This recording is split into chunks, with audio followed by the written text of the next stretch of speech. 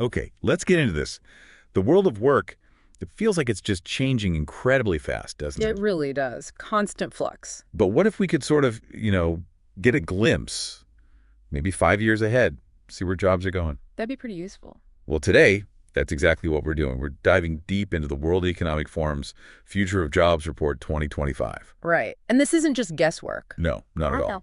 This report, it gives us this unique window because it's based on, well, a huge survey, right? Over 1,000 global employers. Yeah, it's a massive data set. We're talking companies that represent more than 14 million workers Wow. across 22 industries, 55 economies. So they're telling us, based on their actual plans, where they see jobs and skills heading by 2030. And there's more data, too, from partners. Exactly. They collaborated with big players like ADP, Coursera, Indeed, LinkedIn. It adds, extra layers of insight, real-world data. Okay, so our mission today really is to be your guides through all this information. We're going to pull out the key findings, the surprises, the trends, The important stuff. the critical skills that these big employers say will define the next 5 years. We want to help you make sense of what this future of work might actually look like. Absolutely. We want to get practical. What could the job market feel like in 2030 based on what these companies are planning right now? All right, let's jump in. First off, what are the big forces? The macro trends shaking things up. The report highlights several key drivers, yeah? It does. And what really jumps out immediately is, well, technology. No surprise there, maybe. Right. But broadening digital access, that's seen as the single most transformative trend overall. About 60% of employers expected to significantly impact their business by 2030. 60%, Yeah. just for digital access. Yeah. And then within tech, AI and information processing are way out in front. A staggering 86% of businesses expect transformation from AI. 86. That's huge. It really is. Then you've got robotics and automation, still big at 58%, and energy tech is significant too, around 41%. So yeah, tech and especially AI is clearly the main engine of change here. Okay, so tech is number one. But it's not just tech driving this, is it? What about economic factors? Oh, definitely not just tech. Economic pressures are huge. Interestingly, the increasing cost of living, that ranks as the second biggest trend overall. Really? Even with inflation maybe cooling. Yeah, half of employers see it as a major driver of change, and then a general economic slowdown is also a big one, cited by 42%. So, tech might be changing how work is done, but these economic factors are really shaping business priorities and maybe workforce size decisions. Makes sense. And the green transition, that's still a major force too, I assume. Absolutely. Climate change mitigation efforts, that's the third biggest driver at 47%. And climate adaptation is right behind it at 41%. These aren't just like side issues. They're actively creating demand for new industries, new jobs, new skills. Okay. And what about people? Demographics, how are population changes playing into this? Well, the report points to two kind of opposing trends. You've got aging and declining populations, especially in high-income countries, that's expected to transform about 40% of businesses. But then on the other side, you have expanding working-age populations in lower-income economies, and that's also a factor, cited by about a quarter of employers. And those trends directly feed into demand for certain jobs, right? Yeah. Like care and education. Exactly. Healthcare, social care, education, all directly impacted by those demographic shifts. And the global situation, politics, trade, that must be on employers' minds too. For sure. Geoeconomic fragmentation, geopolitical tensions, that's seen as transformative for about a third of organizations. So things like trade restrictions, subsidies. Yep. All mentioned. Restrictions on trade and investment, government subsidies, industrial policies, these are significant factors, especially for economies, tied closely to big players like the US and China. And it's driving demand for things like supply chain experts, security roles. Okay, so you've got this potent mix. Rapid tech, economic shifts, climate action, demographic changes, geopolitics. When you put it all together, what's the bottom line for the total number of jobs by 2030? Is it growth? Decline? Well, the report estimates quite a lot of churn, significant structural change. Looking just at their data set, which is formal jobs mostly, Right. they project around 170 million new jobs being created by 2030. Okay, 170 million created. But at the same time, they estimate about 92 million existing jobs will be displaced or eliminated. Okay, so the net effect. It's a net increase of 78 million jobs, which sounds positive, and it is overall. But that still means a total churn jobs created plus jobs lost of around 22% of the formal jobs they surveyed. 22% churn. in just 5 years. That's a lot of movement. It really underscores the scale of change we're talking about. It means a lot of people will likely need to transition. Okay, so within that churn, let's dig deeper. Where's the growth actually happening? And which jobs are, shrinking? What are the specifics? Right. So if we look at jobs expected to grow most in just absolute numbers, like the biggest sheer increase in headcount, it's maybe not what you'd first expect. We see a lot of essential foundational roles. Farm workers, delivery drivers, construction workers, salespersons, food processing workers, Wow. all high on that list. Ah, that's interesting. Not necessarily the high-tech roles you immediately think of for future jobs. Exactly. It shows that growth isn't all just, AI engineers. And the report specifically highlights major growth in the care economy, too. Ah, linking back to demographics. Precisely. Nursing professionals, social work and counseling professionals, personal care aides, big growth expected there. And education roles, too, like secondary and tertiary teachers. Okay, so that's volume growth. What about the fastest growing jobs, percentage-wise? Yeah. Where's the real acceleration? Yeah, this is where those big tech and green transition trends really pop. The roles projected to grow fastest in percentage terms, heavily weighted towards tech and green fields. Good. Big data specialists, fintech engineers, AI and machine learning specialists, software developers. Those are soaring. And in the green space, autonomous and electric vehicle specialists, environmental engineers, renewable energy engineers. Rapid growth projected there, too. Makes sense. Ties directly to the trends. Any others? Yeah, security-related roles also show up strongly. Security management specialists, information security analysts, reflecting both the tech landscape and maybe those geopolitical factors we mentioned. Okay, so that confirms it. Fast growth is really tied to AI, digital, climate action. Now, the flip side. Which jobs are expected to see the fastest decline by 2030? The report lists roles like data entry clerks, administrative assistants, cashiers. The ones often mentioned with automation. Exactly. Also, accountants and auditors, security guards, client information, and customer service workers are expected to see steep declines. And the report does explicitly link technology trends, especially automation and AI, as top drivers of decline for many of these, and others like printing or building caretakers too. That direct link between tech and declining roles leads us straight to skills, doesn't it? If jobs are changing this much, the skills needed must be shifting too. What's the report say about skill disruption? It says it's still significant. They estimate that about 39%, nearly 2/5 of the core skills needed for the average job are expected to change by 2030. 39%. Still high. Still very high, yeah. Though, interestingly, it's actually a bit less volatile than what they predicted in their 2023 report. Oh, what might that mean? Well, it could suggest maybe employers are getting a slightly clearer handle on exactly which skills are shifting, a bit less uncertainty, perhaps. Still major disruption, though.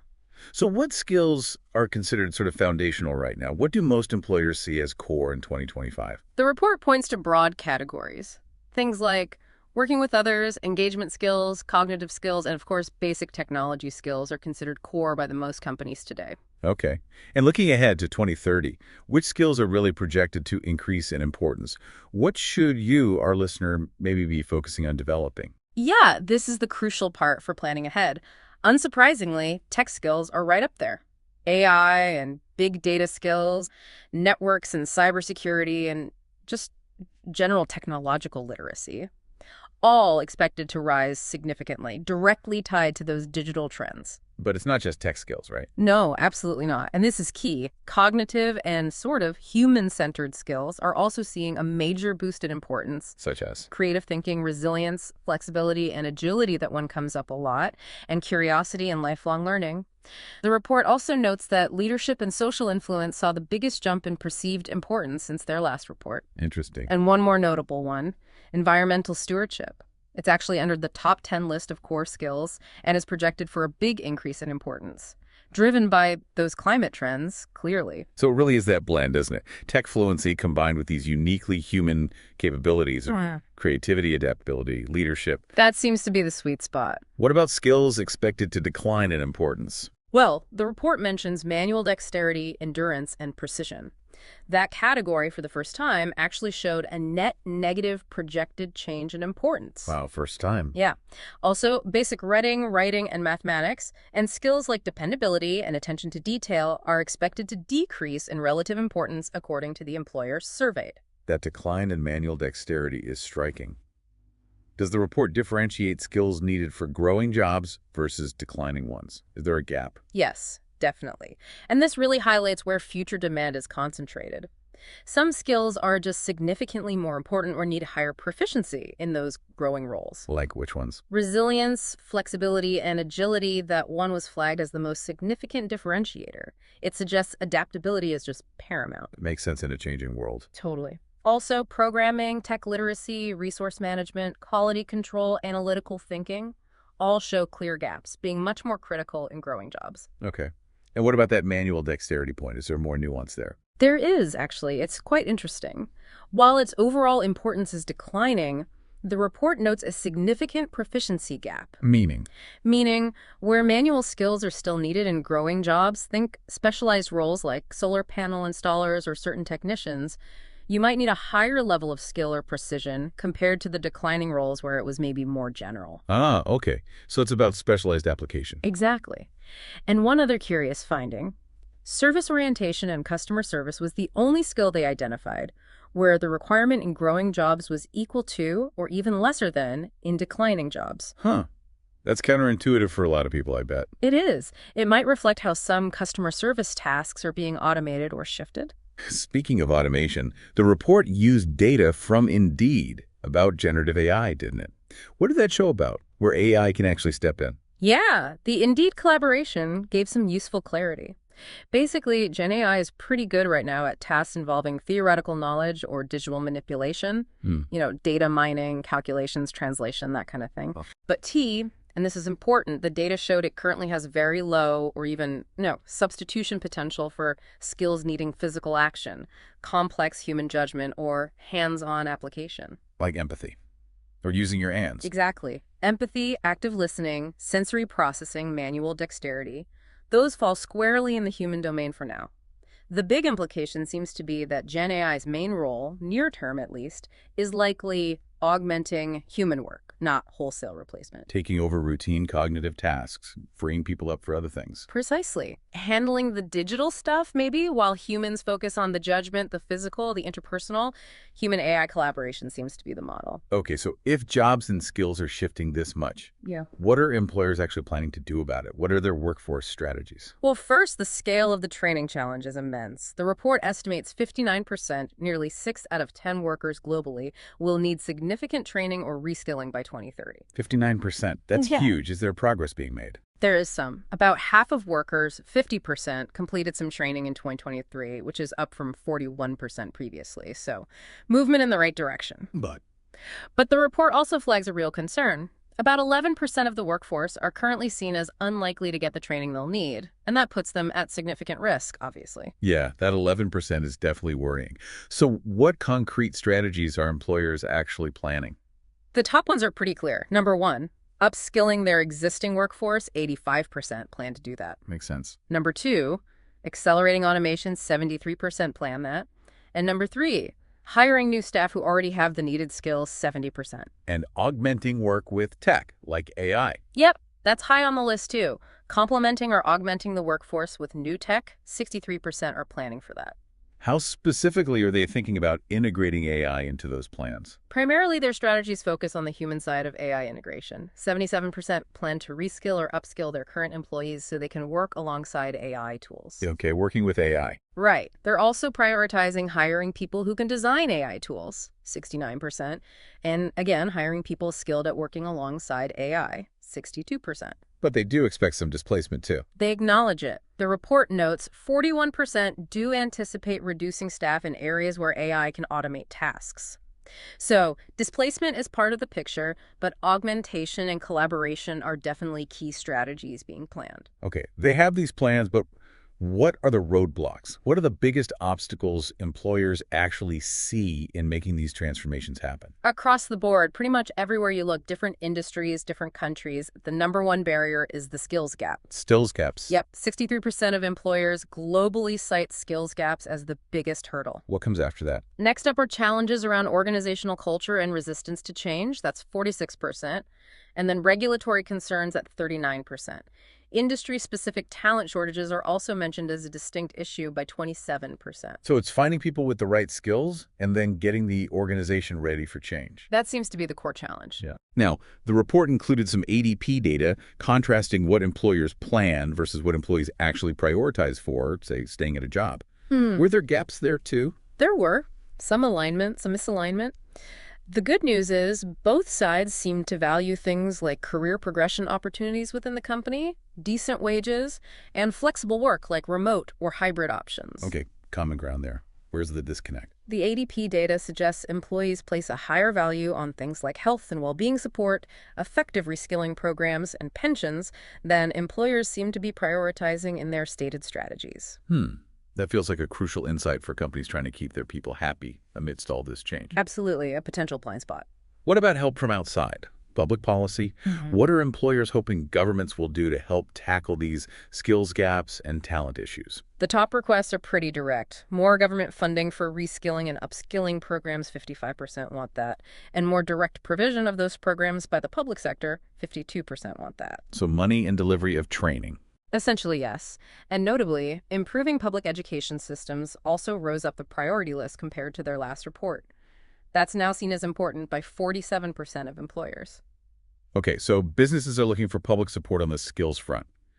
Now, this report gives a global picture, but you mentioned it also breaks things down by region and industry. Is the impact really uniform, or does it vary a lot? Oh, it varies significantly. That's a really key takeaway. The big trends might be global, but how they hit, the specific challenges, how companies respond, that differs quite a bit depending on where you are and what industry you're in. Got any examples? Sure. Like Japan is facing the aging population issue most acutely, which is driving some really unique talent strategies there. Right. Or look at Vietnam. They're heavily focused on digitalization, climate pressures, trade issues. And they face specific barriers like skills gaps, sure, but also tech infrastructure limitations. What about Europe? In Europe, generally, there's a very high level of expressed concern about skills gaps and talent shortages. Over half expect that situation to actually get worse. Any other standout regional differences? Yeah, a few more. Austria, for instance, shows a really high planned adoption of tech augmentation. They project 42% of human tasks being augmented by 2030, compared to just 33% globally. Interesting. Ireland faces major talent attraction barriers, almost double the global average struggle.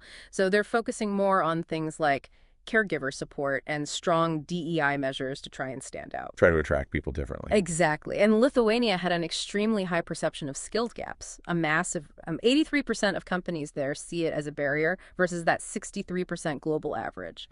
Really highlights the local intensity. Those variations really paint a clearer picture. It's not one size fits all. What about specific industries? Are trends hitting some sectors harder or differently? Definitely. Take advanced manufacturing. They're getting hit by climate goals, rising costs, and new tech like AI, robotics, new materials. Big transformation. So their skill needs are specific. Very.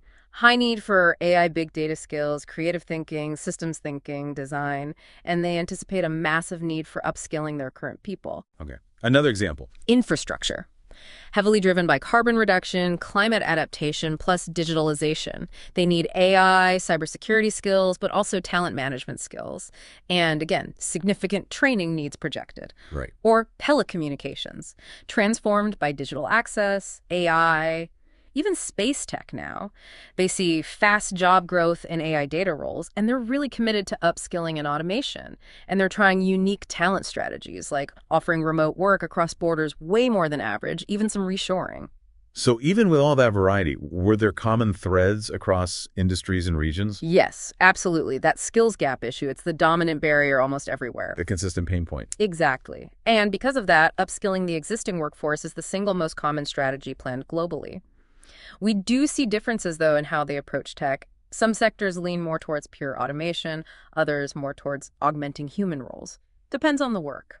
Okay, shifting gears slightly towards the end here. Let's talk money and hiring. The report mentioned employers expect to spend more on wages. It did. Just over half, 52%, expect to allocate more revenue to wages by 2030. Then why is that?